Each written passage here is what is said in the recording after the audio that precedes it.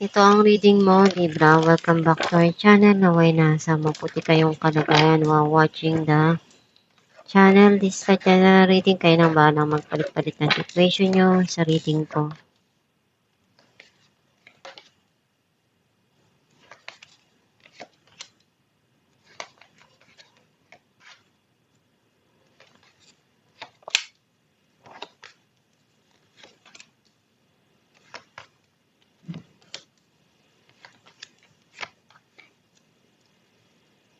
At the bottom of the deck, the moon.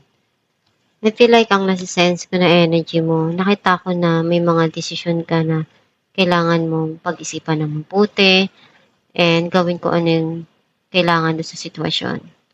Or andun yung pagtatalo na nangyayari doon sa sitwasyon and meron ka ditong dapat na gawin na action.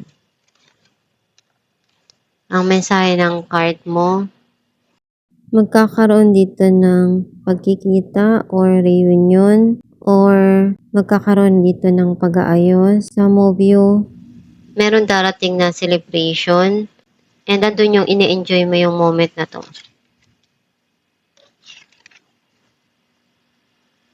Hindi mo alam kung ano yung uunahin mo. And pinag-iisipan mong mabuti kung ano yung dapat gawin doon. Some of you may desisyon kang dapat na gawin dito pero you feel undecided.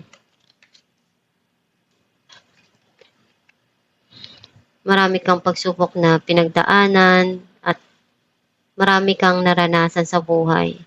And lahat ng mga nangyari na yon, nalagpasan mo at nakaya mo na mapagtagumpayan.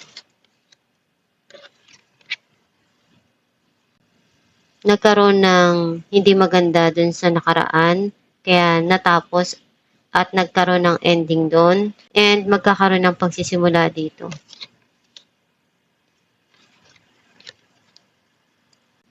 May darating na magpapasaya sa'yo or unti-unti ka nang nagiging okay sa mga nangyayari ngayon sa buhay mo.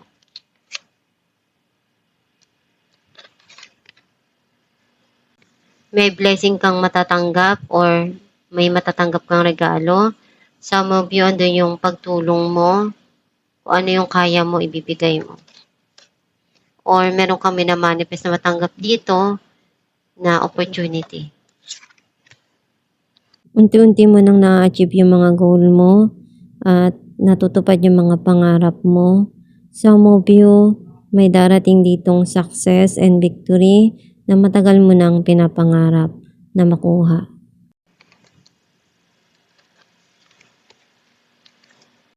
Sobra yung pagtsatsaga at pagsusumikap mo sa trabaho mo dahil marami ka pang pangarap na gusto mong maabot at gusto mong makaipon. Some of you, andun yung lahat ng attention mo, binibigay mo sa trabaho mo para mapalago mo yung income mo at mapaganda mo yung career mo. Clarify natin ang 3 of Cups, the Lovers, and the Star.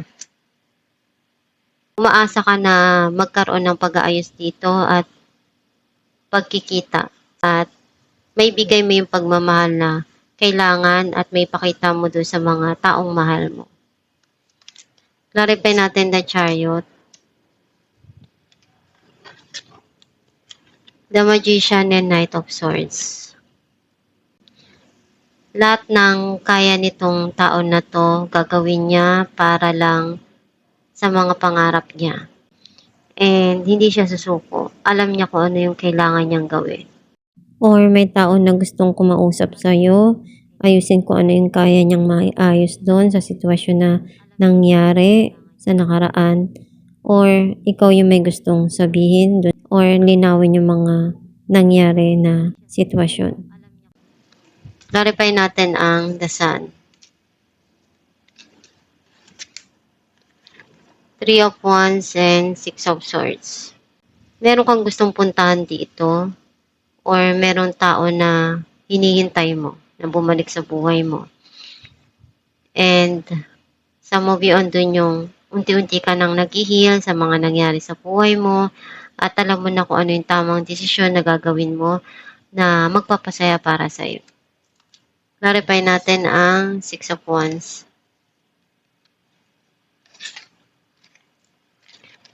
King of Pentacles and the Empress. Mayroon ditong kaibigan mo na ibibitray ka.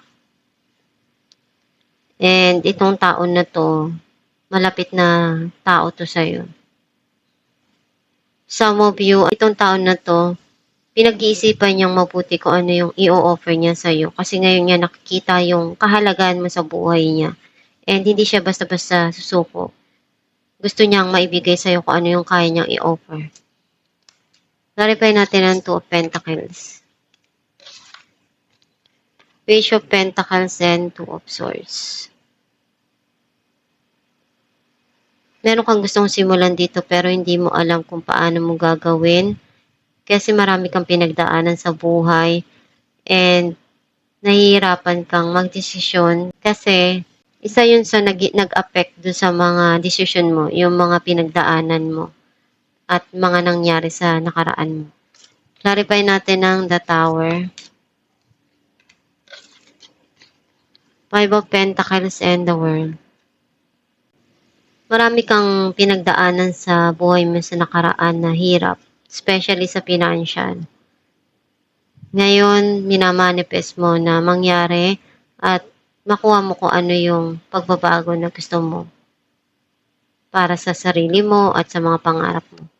Clarify natin ang Ace of Pentacles.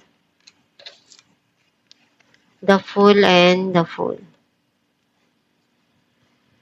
Meron ka ditong kaliwat kanan na gusto mong simulan na opportunity. Pero hindi mo alam kung paano mo gagawin. Or may mga opportunity na ibibigay sa'yo and i-grab mo yun. Clarify natin ang Eight of Pentacles.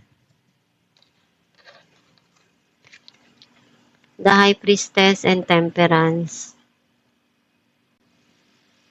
You need to listen to your inner self.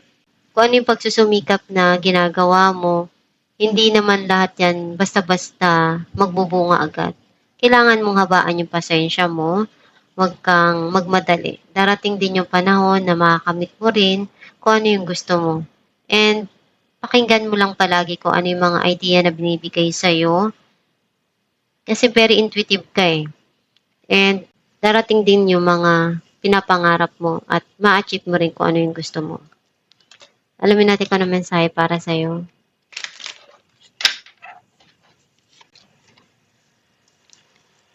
I feel my way into faith one step at a time. Ang mensahe para sa'yo na kailangan mong magtiwala sa Diyos at sa kakayahan mo. Na ma-achieve mo rin kung ano yung gusto mo at makukuha mo yung mga pangarap mo. Huwag kang magmadali. Gawin mo lang yung kailangan doon at pagsumikapan mo para maabot mo yung mga pangarap mo. Lahat ng mga gusto mo pagdating ng araw, maabot mo din yan. Magdasal ka lang palagi para makamit mo yung gusto mo. I-attract mo na maabot mo yon at maibigay sa'yo.